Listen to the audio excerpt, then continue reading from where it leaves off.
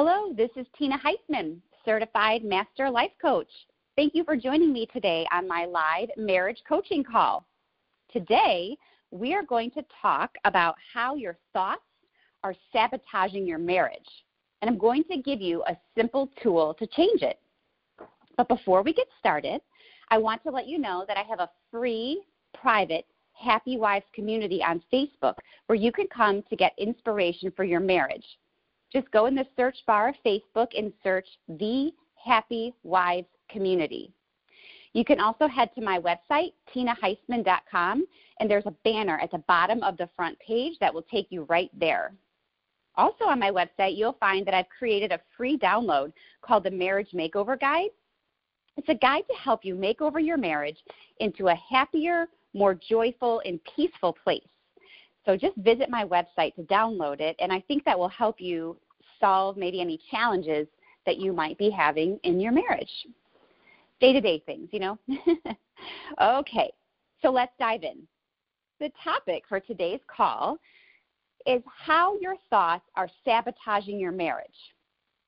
You heard me right. Your thoughts are sabotaging your marriage. That is, if you're unhappy in your marriage right now or really discontented, sometimes we go through seasons of being totally frustrated with our spouse. You know, it just seems like they don't care about us, and we feel like they can't do anything right. Like even when they do try, it's just not enough, or it's not at the right time, or it's inconvenient for us, and why can't they just do it differently? I think we've all probably been there before. It's actually a cycle of frustration. Today, what I want to do is share with you a tool to help you get out of that cycle of frustration. It's a cycle of a different kind, a 3-step process that you can use every single day. Other relationship experts and psychologists call it the think, feel, act cycle. So it's a cycle that you actually already are repeating every single day over and over again without even thinking about it. So it could either work positively or negatively in your life. And so if you're in a cycle of frustration with your husband, you might be stuck in a negative think, feel, act cycle. So we just need to get out of it, right? It sounds easy. So here's what the cycle means. It means what you think causes what you feel, which causes your actions. So your actions are based on those thoughts and feelings. And then there are repercussions based on your actions. So we're going to talk about a specific example as we go through each of these 3 steps so that you can see clearly how this might play out in your life with an everyday situation that I hear from a lot of moms that they bump into. So step 1 is your thoughts. Your thoughts are so powerful. They're powerful enough to create whatever you want or whatever you don't want. Let me put it this way. What you think about, you bring about. What you focus on is what you see. And so if you are stuck in a rut and all you can see are the things that your husband is doing to annoy you or that bother you or that hurt your feelings or make you sad, that is all that you're going to see. Let me put it another way. Your complaint about your husband is a negative affirmation that attracts more of the same negativity. I hope that makes sense to you. If you think about problems, you are going to see problems. But if you think about blessings, you are going to see blessings. I'm not just saying that all you have to do is think positive and everything will be happy and everything will be fixed. But that's the start of it. Everything, all of the discomfort and pain and everything that we go through in our life, it's not a result of what happens to us. It's a result of how we handle what happens to us. And handling what happens to us starts with our thoughts about it. Negative thoughts sabotage our marriage, but we have the power to stop them.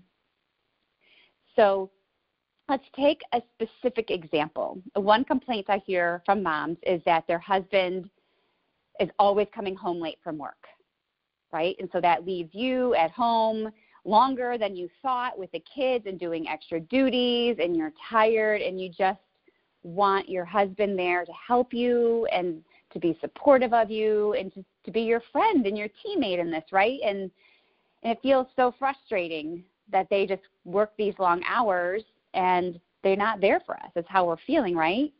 So the thought that you might be having is, my husband is always late coming home from work, so he must not care about me, okay? So that's the thought. That is what drives your feelings.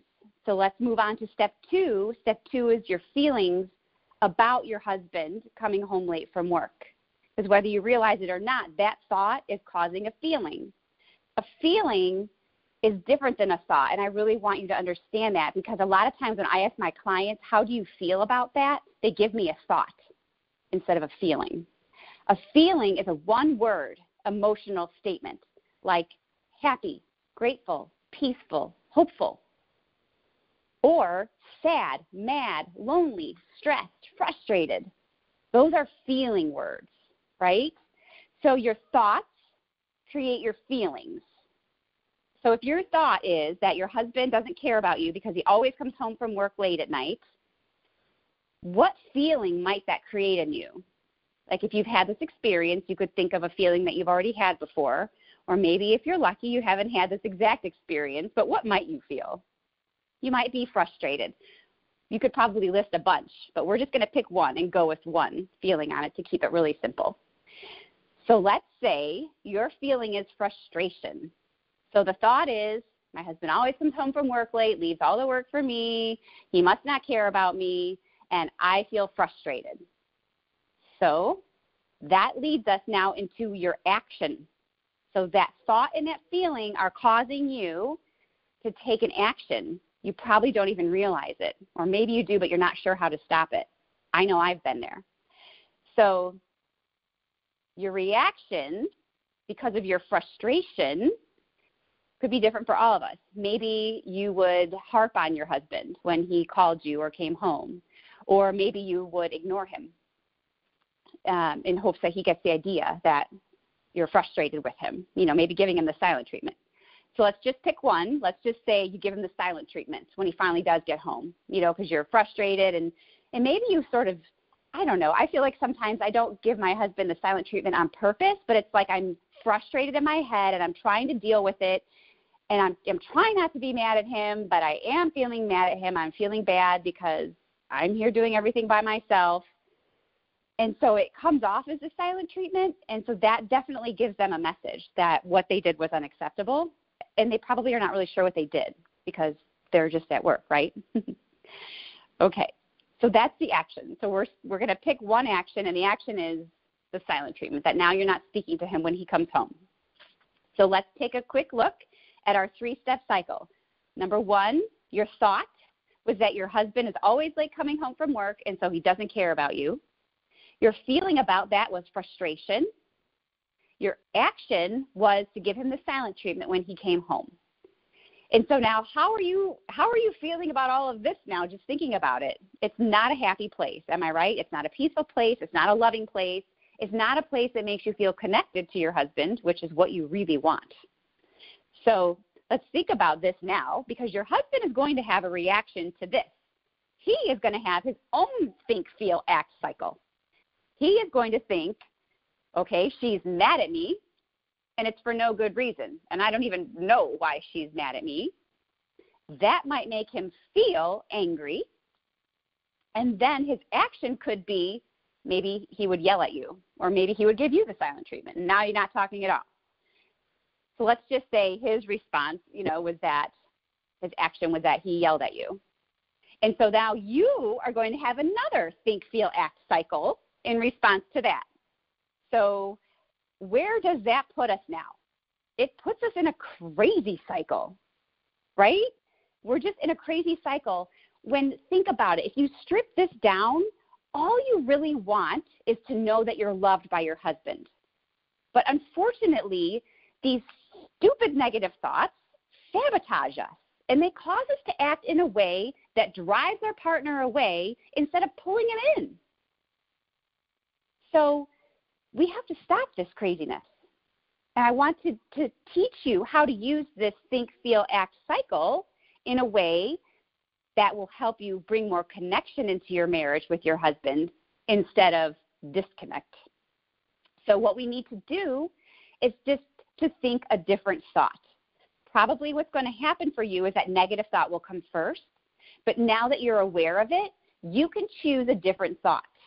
You can choose to think, instead of thinking, my husband always comes home late from work, he must not care about me. What if you chose the thought, my husband always comes home from work late, he is working so hard for our family? What if you thought that instead? It's true, is it not? It's a judgment. It's, obviously an opinion. We don't know exactly for true, but it's what it looks like.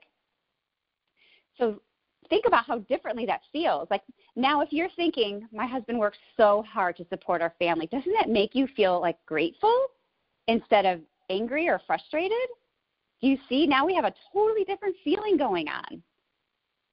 And so what might an action be that we would take if we were feeling grateful for our husband working so hard for our family? Maybe we would do an act of kindness for him, or heat up his dinner for him since he was late and missed dinner, or something like that. Or maybe you would just say something like, thank you for working so hard for our family. If this is a problem in your life, I would love to encourage you to just practice those words. Even though you might be feeling frustrated, try practice saying those words, thank you so hard for working so hard for our family. See what happens with that. You're going to make him just grin from ear to ear. So when we practice this new cycle of positive thinking, when your husband comes home and you say to him, thank you for working so hard for our family, he's going to have a positive think, feel, act cycle too. He's going to say, wow, thank you for saying that, or something like that. And you might be surprised. He might help you do something around the house extra, or something with the kids. I have a client who once told me when her husband came home, instead of reacting in the same old negative way, she heated up his dinner, put it on the kitchen table for him, and she said, I'm going to take the kids upstairs and give them a bath. You just enjoy your dinner in quiet. And she did that. She took the kids by herself, even though she really would have preferred and loved to have help from her husband. She made this act of sacrifice for him, this act of kindness, and when she came back downstairs with the kids, the kitchen was clean and all the dishes were done. So he did an act of kindness for her because he saw that she did an act of kindness for him. That's how you break this crazy cycle. So what I'm suggesting that you do is start to notice when you get a negative thought about your husband and challenge it. Say, is this true? Am I 100% that my husband doesn't care about me because he works hard, long hours? I'm here to tell you the research that the experts have done on men show the exact opposite of that. They're working so hard for you and for your kids. And when we can try and get out of our own head and see that and respond differently, we are going to get a much different response from our husband. So that is how our negative thoughts sabotage our marriage, and this think, feel, act cycle is how we can get out of it. So I know that you might have your own specific questions about this, so we can talk about that in a moment, or you could always reach out to me privately. This is the end of the formal part of our talk today, but we can talk about questions in the Q&A section. Before we go, I just want to remind you that I have a free marriage makeover guide on my website that will help you fix challenges in your marriage. My website is tinaheisman.com, and I'd love to see you in the Happy Wives community on Facebook if you're interested in that. And, of course, I offer one-on-one marriage coaching for women only. So stop by my website or email me to learn more. Thank you so much, and I will see you next week.